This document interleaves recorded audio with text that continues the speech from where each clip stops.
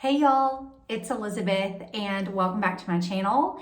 In today's episode, I'm going to be sharing some of my favorite tips for getting a good night's sleep. So I was shocked to read a recent statistic from a study that was done by Casper, the mattress retailer, that said only a third of Americans report that they get a good night's sleep. In fact, a third of Americans say that they get poor or fair night's sleep most nights. But this is really important to talk about because I really believe that sleep quality affects not just our mood, but it also affects our skin health and how glowing and vibrant our skin looks every day. So as far as how sleep is correlated to skin health and how our skin looks on a daily basis, at night when we're in deep sleep, that's when our body does its repair and restorative work. That's when our important hormones are balanced out. And when we get good quality sleep, our growth hormones actually repair our skin while we're sleeping. So if we're not getting good sleep, then our skin doesn't get repaired as well. And then we wake up and our skin looks more dull. It's not as vibrant. Fine lines are more prominent. We just can see the signs of aging more when we are sleep deprived. And that's why I think it's so important, especially as we're getting older. I'm 42 now. I think it's so important to get a good night's sleep and consistently. So not just every now and again, but every night. But what I have found is that getting a good night's sleep doesn't just happen. It's not something that I can just, wish for and it's done. I have to really prepare for it. And I'm going to share some of my favorite tips for you that I like to do every day to ensure that I get a good night's sleep. So tip number one, and this actually happens way earlier in the day or depending on your schedule, but the number one thing I try to do every day is to get at least 30 minutes of exercise. So sleep experts say that if you get 30 minutes of exercise, you are 30% more likely to get a great night's sleep. So to me, that's really worth it. Plus I feel better in so many other ways as well. It helps to manage my mood, it helps to manage my energy and give me more energy. I just feel better. And then of course I sleep better. So it's a win-win. So as far as exercise goes, again, I just shoot for 30 minutes pretty much every day during the week, especially because it's so much harder to get more than that. And I just switch it up depending on what sounds good or feels good to me. I try to get some variety. So a few days a week, I may do like 30 minutes on the Peloton, or if I can grab a 30-minute walk at lunchtime or maybe after work before I get going with the kind of dinner and evening activities. I'll do that, or I'll get 30 minutes of some sort of a YouTube video. It might be, a bands workout or a free weights workout or a body weight workout, a HIIT workout.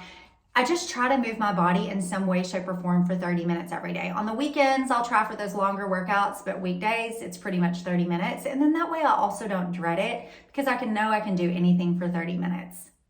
So tip number two, and this one takes place again a few hours before bedtime, but I try to eat a light and an early dinner. So I never want to eat heavy at dinner time. I always notice that I don't sleep as well when I do that, and also eating too close to bedtime. I try to really shoot to be finished with my dinner by about 6:30, which is a 3-hour window before I like to be asleep. So let's say I typically go to sleep around 9:30 or so. I try to finish up eating dinner by 6:30 and no snacking after dinner. We know that when we eat too heavy or too close to bedtime, it really ties up our digestion into the night. And so that interferes with our good, restful, restorative sleep when our body is busy focusing on all of that digestion. As far as how much to eat, if you have a question about that, that is something that you really have to pay attention to your body for.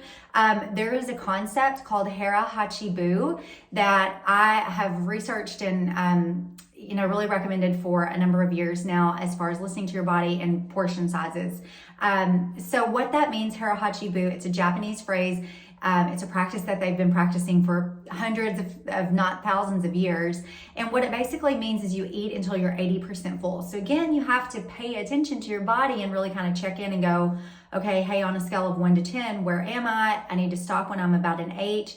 But we know that, those heavy meals too close to bedtime, it interferes with our sleep. And again, it's all about that good quality sleep, right? That to me is everything at this point in my life. So no heavy dinners and not too close to bedtime. If you know me personally or you ask anyone who knows me personally, you know that I do not love a late dinner reservation. I'm the one who's trying to make dinner reservations at like 6 or 6:30 because I like to be finished eating. All right, so my third tip, and I think that this one is gonna be maybe a little bit controversial or You may not like this one, but I don't drink much alcohol when I'm really focused on getting a good night's sleep. So let me expand on this a little bit.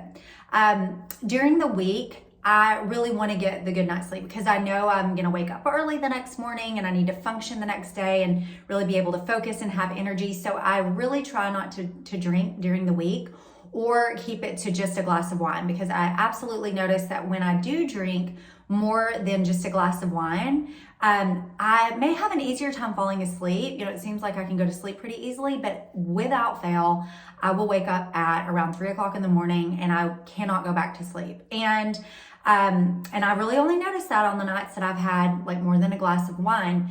Another thing that I notice is that when I've had more than a glass of wine or so, I tend to wake up more during the night with hot flashes or night sweats. And I really do not notice that I do that on the nights when I haven't drank. Now, here's my disclaimer. I'm not a doctor. I'm not a medical professional. I'm simply sharing an observation that I have about myself and my own body.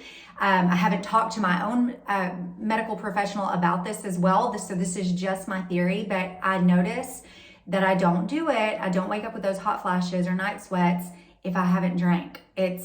I have to believe that they're related to one another. So again, another reason that I really try to just keep it to the weekends, or like tonight I have an event. It's a Wednesday when I'm recording this. I have an event tonight, so I'm going to try to keep it to just one glass of wine so that I know I can sleep well tonight. Tomorrow's Thursday. I've got a full day of showings and appointments and other things that I really want to feel my best.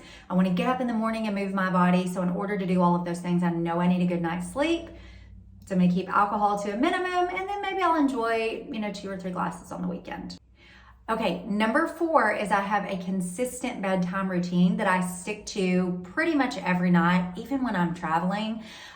This is something that I've been doing for so long. It's really like habit, and I don't think about it too much, but having a bedtime routine really helps to get my body into a calmer state. So we know that when we have stress during the day, it can really spill over into our sleep at night. So if you've ever woken up in the middle of the night with anxiety, you think about maybe something you forgot to do during the day or something that you're thinking about for tomorrow, that stress from your day that's spilling over into sleep. So a bedtime routine, I find, helps to kind of calm me down and get my body into more of a relaxed state so that I'm less likely to wake up in the middle of the night with that extreme anxiety. Also, we know that our bodies like routine. I mean, think about it. Our bodies have a natural circadian rhythm, so our bodies really thrive on rhythm and routine, and making sure that you're following the same bedtime routine every night is one way to get your body prepared for sleep. It's in that routine and it knows what's coming.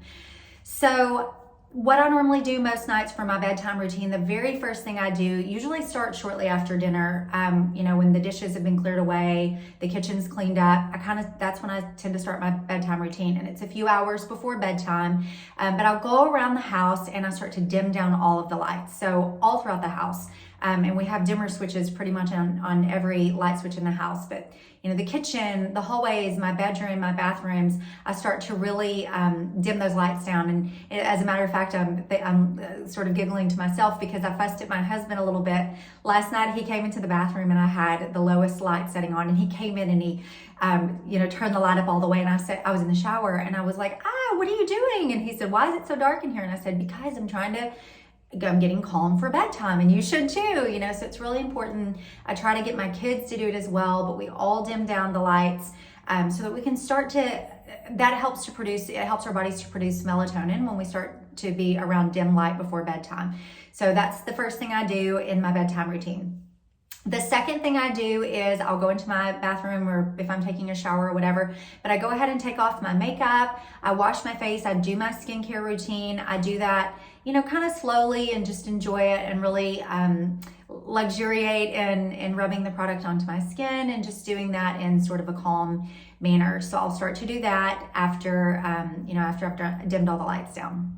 And then the last thing that I do is try to choose one thing that is sort of calming or stress relieving for me, and do that before I either before I get into bed or once I'm in the bed. So I might pick different things, different nights, but some nights maybe I'll make a cup of tea, or I love the Four Sigmatic reishi hot cacao. It's got reishi mushroom, which is calming and kind of prepares the body, to be less stressed and prepares the body for rest. So I'll link that below to show you if you're interested in that. So I might make a cup of that. I might make one for Brandon if he wants one, and we'll kind of sit together and have our cup of tea or hot cacao while we sort of visit about the day.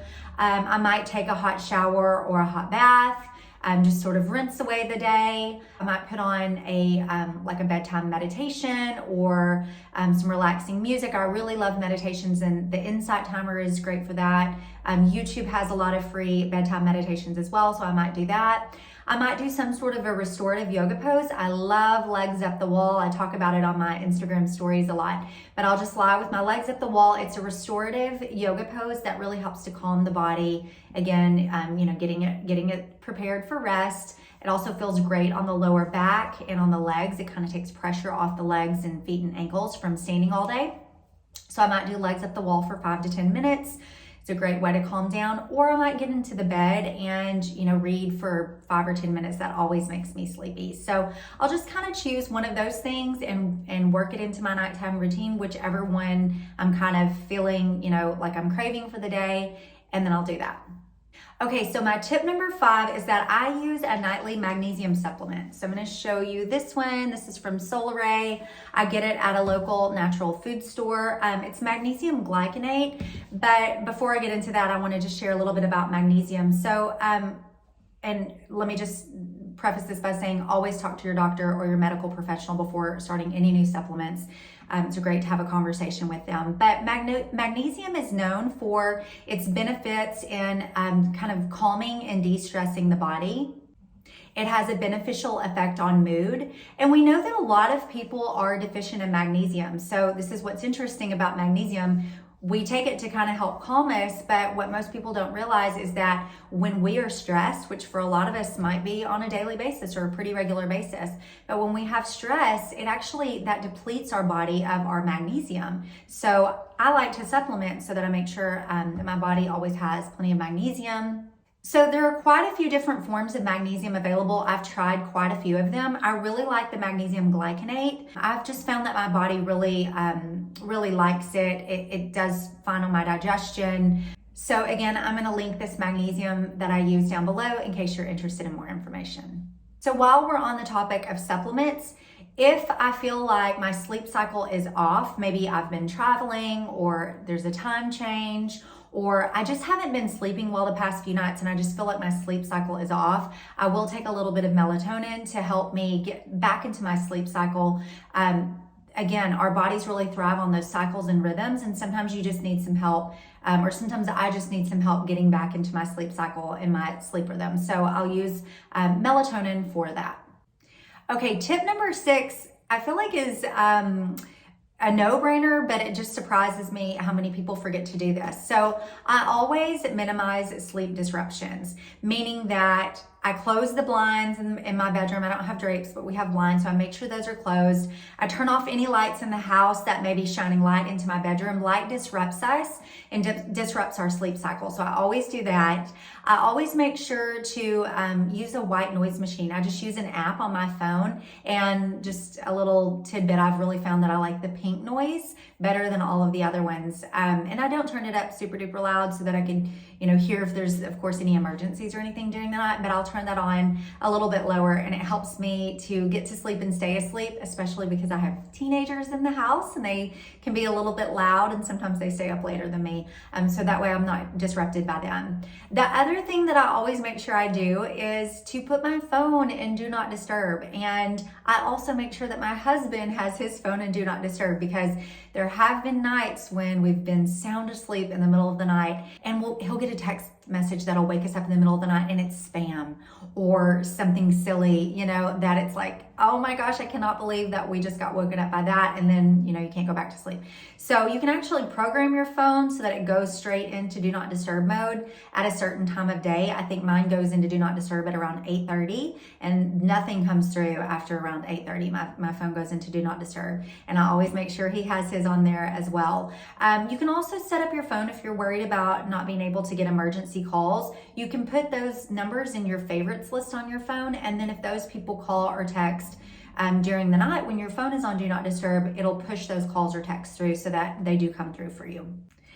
Okay, so those are my 6 best tips. One other thing that I wanted to mention, I have been sleeping with my Apple Watch, and I use an app called the Sleep Watch app, and there is a little bit of a charge that you have to pay every month. I think it's around, I can't remember. I don't believe it's more than $7 a month. It may even be a little bit less, but I love it because it'll tell me everything about my sleep the night before. And usually when I wake up in the morning, if I'm honest, I can tell if I've had a good night's sleep or not before I ever even open up and look at that Sleep Watch app and look at my report. But I love it because it'll tell you things like your resting heart rate when you're asleep. You know, it'll tell you any disruptions that you've had. And again, you probably know those things ahead of time. I just think it's fascinating to watch your heart rate. And they know so much about your heart rate now when you're sleeping and what your resting heart rate. And it comes down to what your norm is for you. So that's an important thing to know as well. But it's just a really interesting app. I'll link it below as well in case you're interested in checking it out. All right, I hope you enjoyed this video. I hope you found it helpful for picking up some tips that you might be able to try and implement to get better sleep. Again, because we know that sleep affects not just our mood, but also the way we feel and also the way we look on a daily basis, our skin health. So for me, I'm at a point in my life where sleep is just crucial and pretty much comes above almost anything else. If you did enjoy this video and you found it helpful, please like it below, give it a thumbs up. And also, if you haven't already, I hope that you'll subscribe to my YouTube channel where I share all kinds of content about all things health and beauty after 40. As always, if there's anything that you would like to see more of on this channel, please comment below and let me know. And thank you so much for watching. I'll see you in the next video. Bye.